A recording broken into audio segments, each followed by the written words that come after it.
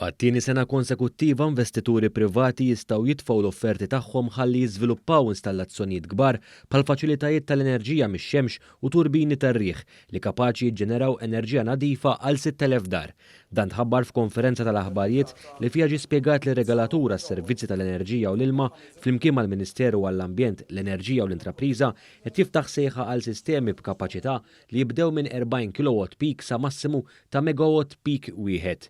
Min-naħa tiegħu il-kap eżekuttiv tar-regolatura s-servizzi tal-enerġija u l-ilma, l-Inġinier Marġo Nabela, qal li l-avviż tal-Gvern għall-iskema l-ġdida ta' din is-sena jipprovdi għal 5 sejħiet għall-lotja fuq l-elettriku ġenerat minn sorsi ta' enerġija rinnovabbli ta' ġenerazzjoni minn 40 kW sa inqas minn 200 kW u minn 200 kW sa inqas minn megawatt wieħed rispettivament.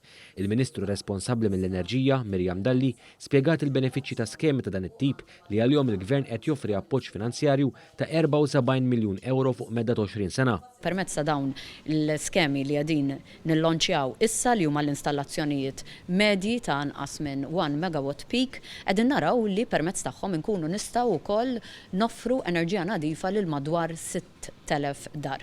U b'dan il-mod inkomplu fil-miċja tagħna biex ikollna aktar enerġija nadifa fil-pajjiż u biex inkomplu innaqsu wkoll gassijiet bħal huma CO2.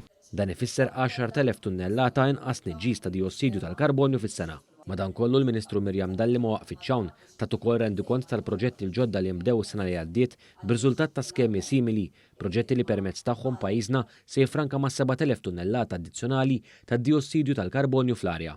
Is-sena li għaddiet permezz tal-iskemi li ħriġna kellna u rnexxielna nilħqu 36 proġett ġdid. Dawk is-36 proġett ser ikunu qegħdin joffru enerġija nadifa lil aktar minn 4,200 dar. Il-Ministru Dalli osservat li skemi ta' dan it-tip huma kruċjali biex jiżdiedu s-sorsi tal-enerġija rinnovabbli f'pajjiżna. B'hekk jissaħħu s-sigurtà fil-provvista u d-diversifikazzjoni fil-ġenerazzjoni tal-enerġija filwaqt li noħolqu opportunitajiet ekonomiċi ġodda u aktar impjiegi ekoloġiċi. Fl-istess waqt jgħinu sabiex isseħħ il-viżjoni ta' dan il-Gvern li pajjiżna ikollu ekonomija dekarbonizzata sal-2050.